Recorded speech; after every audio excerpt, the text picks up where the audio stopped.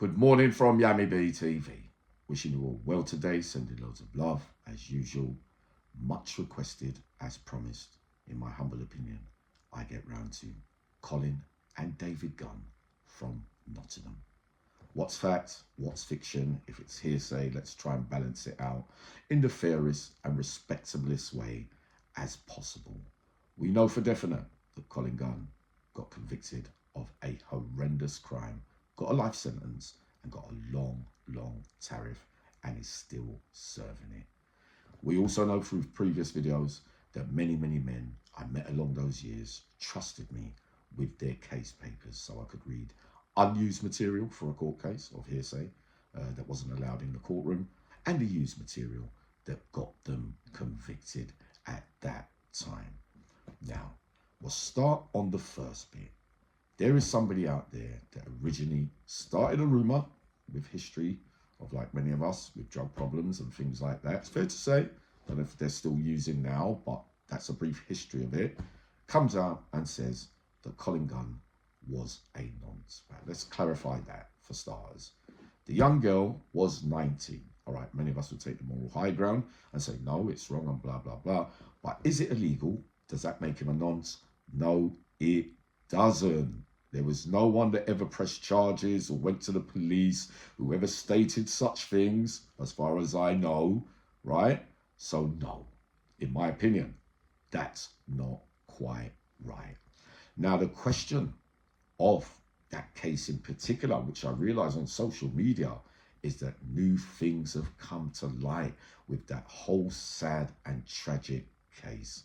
So we know that there's appeal. I know there's appeal that's going to be imminent. Which way it's going to go, I don't know, right? But what I also know is that it seems strange that certain things always seem to come out at the most inappropriate times when these new things are going on. Is it, I ask you all, to poison and stop him from winning a case, or somebody else winning a case, by shedding light on something that's really truly unfounded and it can poison people's minds, etc., etc. Now, where did I first hear Colin's name? Through Warren Slaney, way back in the day. Warren doesn't respect many men, of course, we know that. He gives a thumbs up, keeps it moving, but he liked and respected Colin Gunn. I think they might have done Borstal together or done some kind of sentence together as kids, or even known each other outside. I can't be too sure on that. But I said to Warren, I'd never met Colin at that stage, but I'd heard a lot about him, if you get what I mean. So that was where I first heard it. A little further down the line, I actually meet Colin through Roger, again, Roger Vincent, and everything I'd heard by way of look, appearance, the way he talked, he was what it said on the jargon, which was, you know, a gangland boss from the fake life that many of us led. What we also hear outside is many people putting up stuff on their channels talking about him policing neighborhoods, that he was working with this one and that one and all that kind of stuff. The one thing they never ever say is what was actually said, you know what I mean? So it's not uncommon. Some of you need to realize that way back in the day, some of those big figures actually did police, you know, neighborhoods. It's also fair to say that there are a lot of vulnerable and needy people that Colin Gunn and David helped during that life. You know, rights or wrongs about it all, the moral high ground, you know, the Robin Hood kind of stuff. You know, that, I have to admit, is probably factual, if you get what I mean. But the rest of the hearsay, that he could have said this bit and that bit and all that, you know, I haven't seen nothing with my own eyes of such things. But yet in the unused material, when I saw it, police were shaky a little bit because they didn't want their names called in things as well, you know what I mean? But it's not for me to say on that bit. So then I met him, of course, and through Roger, right? One of those days I was sulking, like I always did when I did things wrong in there. The next morning I woke up. They were both aware that I had it on my mind because I had a duffer coat on with a towel around me. It was 9 o'clock in the morning, and they said to me, Yami, what are you going to do? Knowing full well about the problems that I'd made for myself the day before. I said, I'm going out there on exercise at 11 o'clock for the final stand. They both started laughing. The final stand, yeah? The final stand, Yummy. Said yes. So for a couple of hours, I kept seeing them look at me. Exercise was called, and I was on my way down the stairs with that duffer coat on with the 2 swords I used to carry during that life. In there, what did they both do? They walked side by side. You're going out for the final stand, Yam. I said, yeah, man, I'm going out for the final stand. But you're in the wrong, Yam. I know that I am. They grabbed one arm each, right? Started tickling me under my arms as I reached the door. They said, you're not going out there. Yeah, I said, I am. I'm going out there. This is him. You're not. We are. We're going out there. We're sorting. They told me to stay in, which I obeyed. They went out there, sorted it out with no violence already. So it's fair to say, we're not going to lie about this, that I took a shine to Colin. He took a shine to me. And obviously, we know the history with Roger as being one of my besties during that life as well. Another time in the classroom, right, must tell you this bit as well, because sometimes the emotional immaturity from men, especially around ladies in classrooms during education, could be pretty bad. Now, a lot of men that morning laughing at a lady, leaning over, giving advice on the work they were doing, and all of them, a few of them, stating that her breath was not the best, if you get what I mean, and were giggling and laughing at her, which brought tears to their eyes. Colin stood up, red-faced, and went, oi, stop it.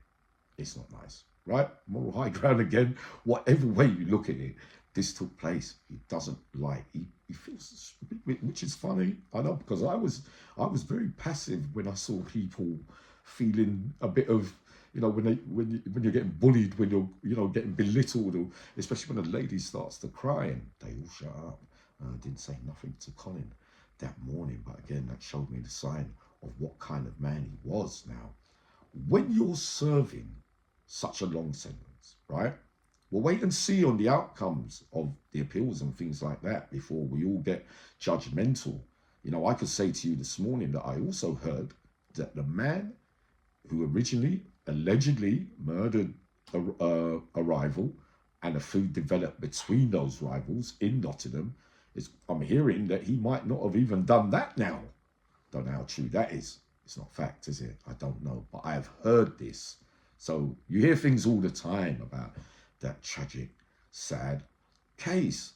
Now, what I was going to say, when you're in custody, you can't speak for yourself, especially if you're in the cates. You've got no way of communicating, telling your own side of the story out here. Now, many of us, once upon a time, they will know, they watch me quite a bit, some of these boys. There was a man from Manchester, right? He went on a visit, right? He put his arm around his own kid and got stitched up by way of camera or something like that. And they started saying some terrible things about him, the staff and that kind of stuff. It broke him completely. His own kids, remember, and he was never the same again, and his mental state, I believe, may still be in question right now. What does it do to a man like Colin, a major figure from that life, and in my opinion, probably the biggest name to ever come out of Nottingham in the fake life, that probably everybody regrets, the older that we get now, which we see a lot of on YouTube and social media when they tell their stories, right? So what does it do? He can't talk up for himself, so he's going to be lying there. He's got his own guilt on what he possibly may have done and what he may not have done. But to call his name in with the girl and things like that, think about what that could do to him. How's he feeling in there? Do any of us deserve any sympathy or empathy from the public? When good, that's the karma of it all. Things are not going to be true. It can be said about you. You did this and you do that. Judgmental again, because we should always hold our mouths until it becomes clear. So I say, a lot of this social media, these things, some of them are aware that cases are to continue. So therefore, why not throw a few spanners in the work to keep them in there, or to destroy any chances of getting out with propaganda? Over a lifetime of seeing it all, those, I believe are the facts. And that's the best way that I can give you it for now. But that's not only my opinion, So sending loads of love. Hopefully I'll be up later with that documentary. from Long Run, sending lots of love.